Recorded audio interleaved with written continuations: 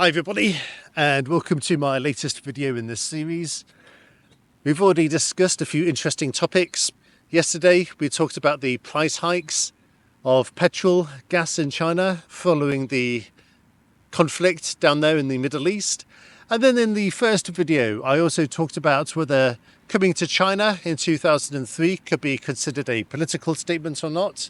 But today I want to experiment with something a bit more spicy, and that is the controversial topic of tofu dreg construction in China. So I'm going to talk a bit about the origins of this term, how it comes to mean shoddy construction, and then also, in my experience, is this a big issue in everyday life? Okay, so first of all, the term tofu dreg construction first came across my mind in 2008, and in that year, if some of you remember, there was a really big disastrous earthquake in Sichuan that basically reduced a small city up in the mountains called Wenchuan down to rubble. And it was the case that some of the buildings where officials work, if you like, withstood the earthquake no problem, but a lot of the civilian infrastructure, such as schools, etc., just collapsed into rubble. And unfortunately, that earthquake struck at a time of day when students were in class. And unfortunately, I'm not quite sure if we know the exact death count or not, but a lot of them unfortunately died during that disaster. And then after that, the issue of these civilian buildings crumbling under the earthquake, gained a lot of attention worldwide, and that's really when it became, that's really when this term came into the international conscience, if you like. So, why does tofu dreg? What is the connection between tofu dreg and shoddy construction? Well, I haven't been in Western countries. I haven't lived in Western countries now for the best part for over 2 decades now. So I don't know how popular or well known tofu is, but in my day when I came to China in 2003, I had never really heard of it or tried it before. So basically, the way tofu is made here in China is a similar process in Korea and Japan. But anyway, you have soybeans, you soak them, you crush them, you cook them in water, and then you need a coagulant. So that coagulant is either calcium sulfate or magnesium chloride, and that basically separates the whey proteins and the bean kernels, and then you can strain it out, and then you can either compress it into hard tofu, or you can have it in its soft form. So it's really the soft form that we are paying attention to, and if you've experienced making this before, the consistency is just very loose, very soft, very fragile. And nowadays that is used as a metaphor for shoddy construction, and that can manifest itself in many ways here in China and other countries, theoretically. But it could be a building collapses because of shoddy construction. There might be cracks in a road surface. There might be wash away where drainage has not been done properly. So we've seen videos on channels about China where there have been heavy rains and even entire sections of motorway have just been washed down the side of a mountain. And it can also mean low quality construction in general. We're going to talk about the main reason, the overriding reason for this phenomenon in China. I'm sure there are more of them, but let's just focus on the main one. And for me, I suppose the biggest reason for tofu dreg construction in China is the phenomenon of subcontracting. Now, often, let's say an institution, a government agency in any country, they might tender a bid and construction companies can come and take it. So let's just imagine there's £1 billion for a new building in Birmingham, some theoretical urban renewal. And that's for the entire construction process. So a construction company takes it up, and for the most part, they know what they're doing. You know, they can build the foundations, they can source the materials, they can build the steel columns, the concrete structure. But there might be separate parts of that construction project where they lack expertise. One clear example in my mind, because I do have some friends, some family friends who are involved in this business in England, and that might be the fire systems, the fire alarms and sprinkler systems. I mean, that is very specialised, and also government regulations are very strict. So it's often the case that if you have a major building project, you might outsource or subcontract a small part of that project to a company with relevant expertise, and they will complete it for you. But normally, it's not the done thing where you have the project as a whole just basically given down to a subcontractor, and then the original contractor doesn't basically doesn't have anything more to do with it. They just take maybe a 10% cut, and then they sell the project to another contractor, and then in turn they sell it to a third party, fourth party, fifth party. And you know where this is going. So in the end, finally, when you have a construction company that finally builds the project, there's basically no money left over for high quality construction. So basically you're going to be left over with, you know, shoddy materials, you know, cost cutting, not building the foundations as deep as they should, so on and so forth. And yeah, so that basically leads no budget to finish the construction project with high quality. Also, there are going to be other issues to do with oversight. Maybe the technical expertise available to them isn't so strong. And also because these multiple layers of subcontracting means that if there is a deadline for finishing the project, the finished project might also be rushed as well. Okay, so here is the question I can answer for you from my own experience in China. So, are tofu dreg construction projects a big problem in everyday life? So I'm going to give you a definitive answer for that, and that is no. So I came to China in 2003, and I can tell you that I have never been a victim of tofu dreg construction. So I've never lived or worked or been to a building that's collapsed because of poor quality construction materials, practices, or whatever. Even driving around in the city, I've never driven on a section of road that has cracked or been washed away by heavy rains or anything like that. I'm not denying that these projects are out there. We have seen them a lot on these channels about China, such as China Observer. But I guess, you know, those are worst case scenarios, case examples. And of course, you know, when they do happen, it does seem to be quite disastrous, and that's why it gets a lot of attention. But in everyday life, here in Chongqing at least, I think you would be extremely unlucky to become a victim of tofu dreg construction. So here is my extra bit of wisdom I want to share with you on this one. So on one side, you have tofu dreg construction, but I think maybe there is a bigger issue that will have an effect on you if you come and live here in China.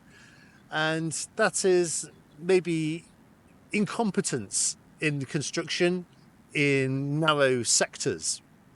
Okay, I'm not talking, you know, in general, because for the most part, the buildings here are well built. You know, they're also very attractive. The interior design is also very nice, and for the most part, they're very practical to use. But there is like one thing I have seen very consistently over the past 20 years.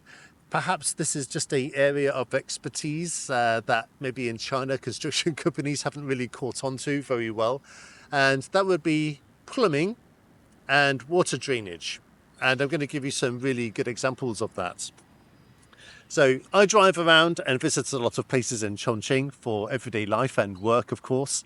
And it's often the case that if I drive into the car parks of some office, maybe some older office buildings, even some of the malls here in China, you know, you go down into the third or the fourth basement floor, you park your car, you get out, and then, you know, you can smell something that is maybe a little unpleasant.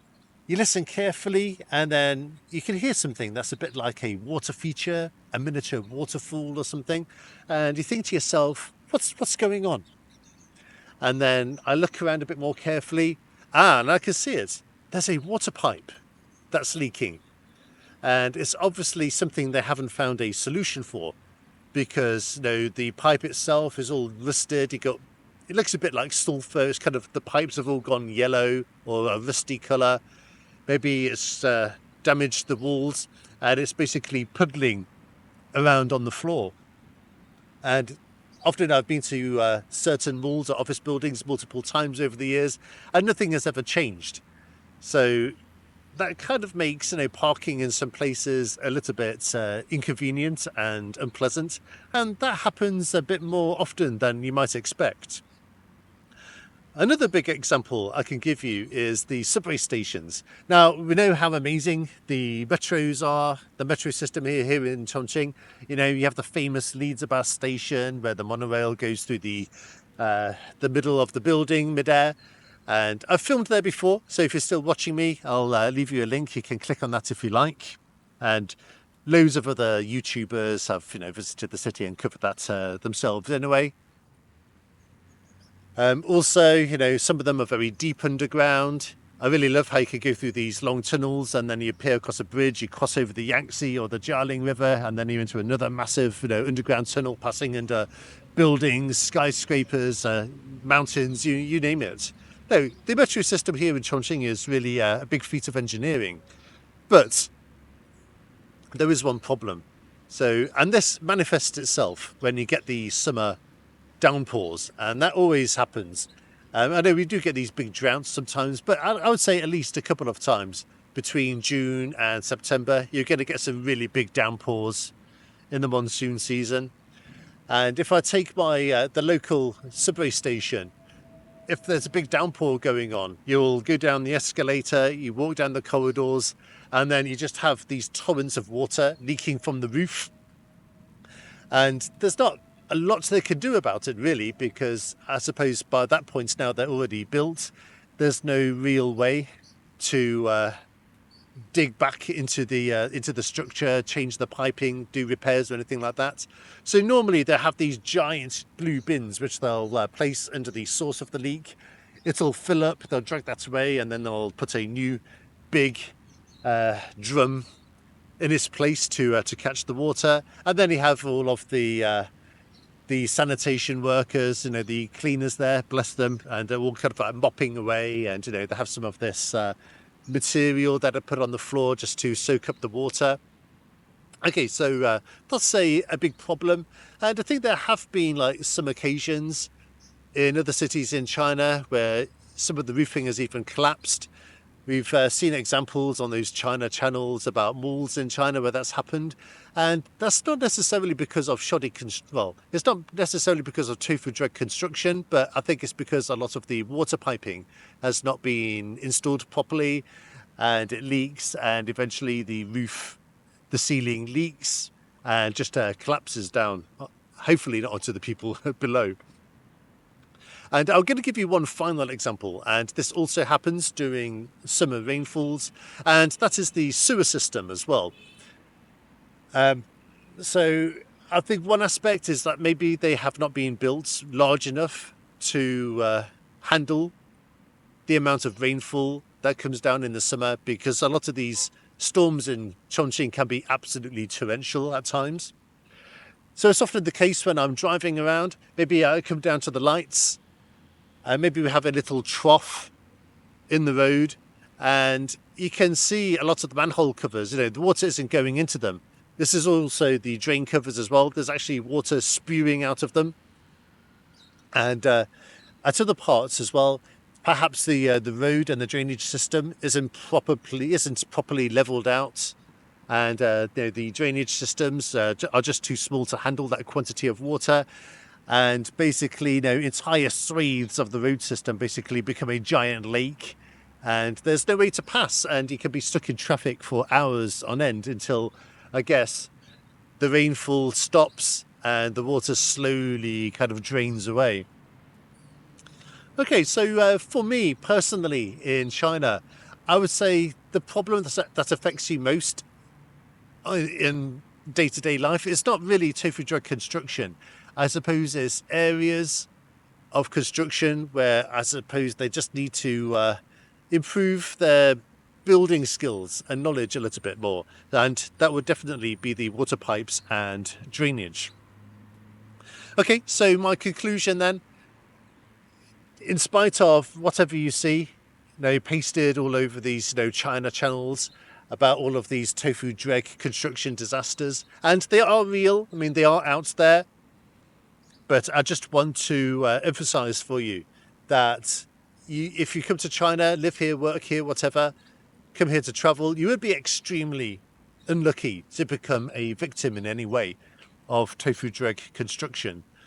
But you're more likely to maybe experience some of the inconveniences. So if you're here during the summer and you're caught in a rainstorm or something, the effects of the piping or the water drainage could definitely affect you quite a bit. Okay, so I just want to put you at rest on that point. So if you're planning a trip to China, coming to Chongqing or whatever, I don't really think it's something you practically need to consider when preparing your trip. Okay, so I want to thank you for watching me. I hope you've enjoyed this video. If I've missed anything or you have anything you want to add, any comments, if you agree or disagree, feel free to leave them down in the comments below. And also feel free to make requests. There are millions of things I can talk about. Because this is only the third video, again, I've chosen this topic for you. But I think I really want to get a bit more interaction going with my audience. So again, if you have any requests, don't feel awkward about leaving them down below. I'll be very happy to receive them, and I can easily prepare something specially for you. Okay, so thank you for watching from this beautiful day here in Chongqing, Hubei district. I will catch you again next time.